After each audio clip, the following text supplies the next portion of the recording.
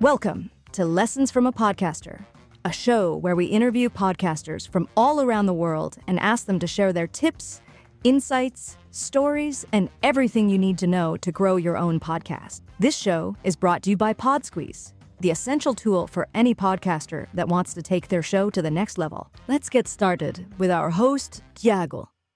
Hello, welcome to the Lessons from a Podcaster. How are you?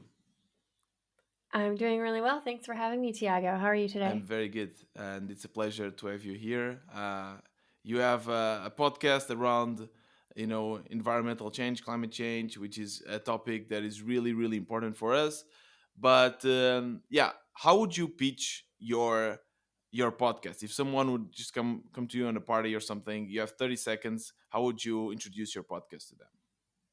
So we interview people who are actively working towards the transition to a more sustainable future, and we have very inspiring conversations around what they're doing, what their roles are.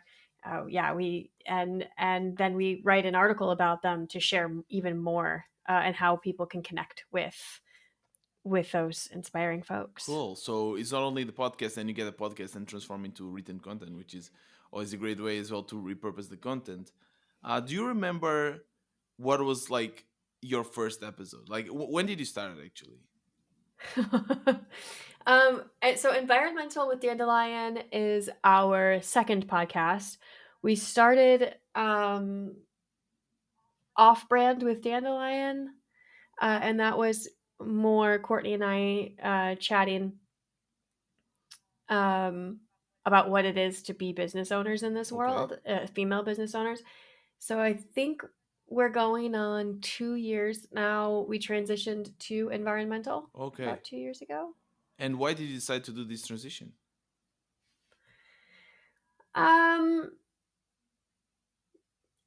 We How do I say that? That's a great question. Basically, because our passion lies in the transition to a sustainable future.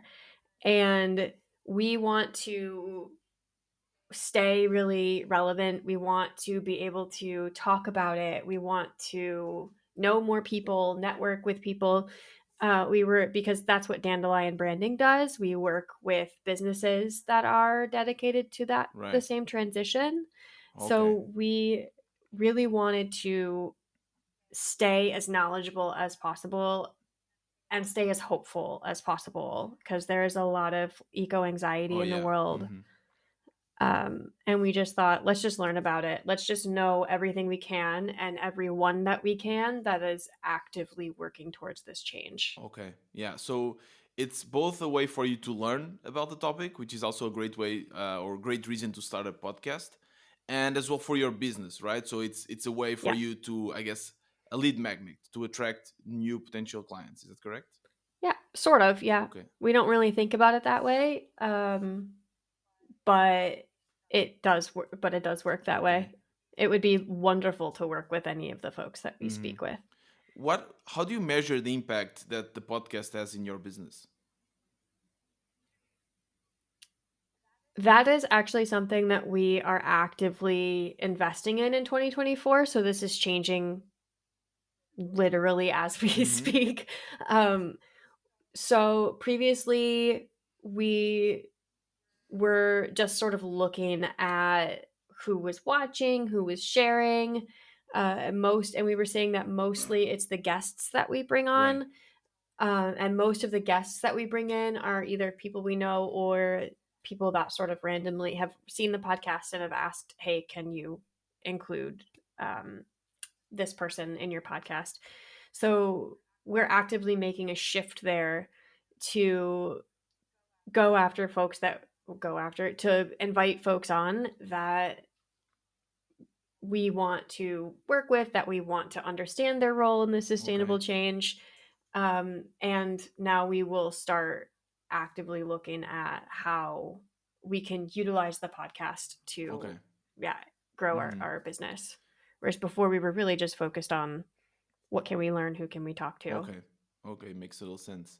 And how do you come up with people to talk to? Like, what is your process to first of all coming up with an idea for an episode, and then like messaging this person and get them on the podcast?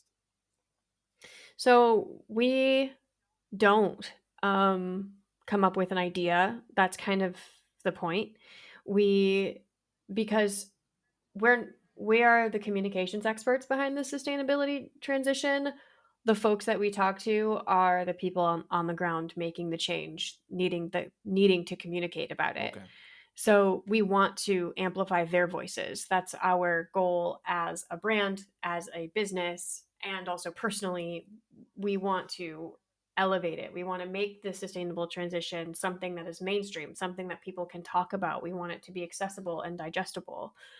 So we find people that are doing really cool things. I mean, if you just go on LinkedIn and yeah, start networking, start talking to it, join groups, it's kind of a lot of work to find the right folks to bring on Hmm. actually. Um, but it really is just finding the people that we find inspiring. Right. So you're just since you love this topic so much, you just find people that are doing great things, and you try to reach Yep. out to them either on Facebook or LinkedIn. Do you have like a preferred message, like a good message that works, that yields good results? Yeah. So we use email and LinkedIn, not Facebook. Okay. Um, And on LinkedIn, we connect with a little message that says, I love what you're doing and I would like to share it with our Mm-hmm. audience. Uh, Um, on email, we sort of just very bluntly ask, hi, I read what you're doing. Right now, I'm talking. We just talked to Farah from The Ocean and Us. Mm-hmm. And I literally just reached out to her and said, hi, we met. I love what you do. Can you please share your message with our audience on our Okay. podcast? And what's Yeah. your response rate? Like how many people actually get back to you and say yes, I would love to talk? Previously, we had a lot because we're actively building a lot of relationships, but like I said, we're in this transition Right. period. So actually in transitioning to thinking about it more as like a business lead Mm-hmm. generation, our response rate has Right. decreased, which I find really interesting. But we still get a pretty high because also we legitimately want people to join Mm-hmm. us on our Right. podcast. So Got it. Mm-hmm. um, I think this is industry specific. Yeah. Lots of people in the sustainability transition want to share their message, want to get their role out there, want to drive traffic to their business, want to create backlinks. Mm-hmm. So we get a pretty high response Great. rate. Yeah, it's a very trending topic, right? So I guess a lot of people would love to talk about it. And let's talk about your stack. Like, what software do you use to record your podcast? I know that you have a co-host that is in the other side of the Atlantic. So how do you measure handle that, and how do you record it, and then how do you publish it? Sure. So once somebody says yes, we send them some information about how we operate the podcast. We want it to be less than 30 minutes now. Mm-hmm. So we have a pretty clear, like, yeah, we start here and then we have Okay. this and then Do you send your questions um, beforehand? we only ever ask one question. Okay. It's what's your role to the transition to a more sustainable future? Everything else is about who are you, introduce yourself, and then a lot of it is just like 20 minutes ish of unscripted Mm-hmm. conversation. We really want it to feel accessible and conversational. So we don't interview really. Okay. And then once they have that, we send them to our Calendly. Courtney is my co-host. Courtney and I have a Calendly that just has when we're available for podcast recording. Folks can choose whichever date works for them, similar to how we did this one. Right. And then from there, they within our Calendly has a link to our Riverside. Okay. So you So use our Riverside to record the we interview. use Mm-hmm. Riverside. It's fantastic. We invested in that kind of late last year, I think. we're on our second or third podcast using Hmm. Riverside. Um, So I think Calendly, for people that want to start a podcast and interview others, it's the best, right? Because normally you yeah, interview people from all around the world, different time zones, and the fact that you can, it's yeah, so much easier to schedule talks and calls, for and sure. then Riverside or the tool that I'm using, for instance, Zencaster, you can just share a link with someone, and they record in their, probably Yep, the sound is also recorded locally in each device, so it's yep. definitely a game changer for everyone. So don't record on Zoom like that. There's no need for that, right? Uh, No, for a long time we did record on Zoom. I would say if you're starting out and you're super yeah. bootstrapping, we recorded on Zoom for a long time. It is subpar, but Mhm. it will get you far if What is the you big difference between Riverside and Zoom? like you said, it records locally. So I mean, it's amazing Mhm. that you can record with somebody from the other side of the world, Yeah, right? correct. It's with very little lag Hmm. time. That said, because Riverside records locally, you don't get any fuzzy The sound is very stuff clear. if the sound is very clear. The videos are very clear. There is as high quality as they can Hmm. be. It makes quite the difference, and then it also gives you files for each individual person, rather than Zoom, which just Hmm. gives you like, you know, Yeah, everything here's the together. video, Yeah. here's the audio, everything's Hmm. together. And Yeah. how do you use PodSqueeze in your flow? Right. Uh, I am currently using PodSqueeze for the blog information and the timestamps and um, the transcript. Right. So I we're a content marketing agency, so I am not an AI user. Typically, Hmm. PodSqueeze is the only AI that I use for my Oh, cool. blogs, actually. And same with Courtney, uses PodSqueeze for her videos, because every month she posts a video, and Oh, for our content she uses PodSqueeze for for the that as clips? well. We've used them for clips, but we're now working with an agency, a podcaster agency, Oh, okay. to do a lot of our stuff. So now we are really using podcast or PodSqueeze uh, for like blog headings. I take a lot of the content that the blog gives me and then expand on it or change it. So I just never start with like a blinking blank Yeah, right. screen It gives you anymore. some Yeah. starting point, right? Exactly, and it's a fantastic starting point. Actually, the one that I'm writing right now, um, with Farah from The Ocean and Hmm. Us, had a really it is one of the best. I think that PodSqueeze is getting better. I Oh, that's think great. that yeah, with the content, I like read it and I was like, damn, I'm actually really impressed with this article. So I've expanded on it rather than changing it. Right. Okay, cool. That's great. Yeah. Yeah, we work really hard to, always improve the results. So it's great that you're using it for your blog. Let's shift gears a little bit. I'm interested in knowing what was the most memorable episode you've ever had, like a very interesting conversation, interview, something that changed your perspective. What was that? Can you tell us about that? Um, Yeah, I mean, it's challenging because everyone that we've spoken to really that we speak to like really really blows our minds. There's a couple that I think about. There are three that I think about a lot. One is The Ocean and Us with Farah. I've actually been trying to get her on the podcast for a while, and I'm stoked. They're working on removing deep sea mining Okay. as a possibility, which is just a very large environmental impact that deep sea mining is bad. Just Hmm. check it out when our podcast comes out in our article, because that's a really important one. Another one is we spoke with Ben from Cambium Carbon, and I think what stands out to me with Ben is similar to what stands out to me with Farah, is that these are people that have spent their entire lives dedicated to this cause. And it isn't like they woke up one day being like, I care about the environment now.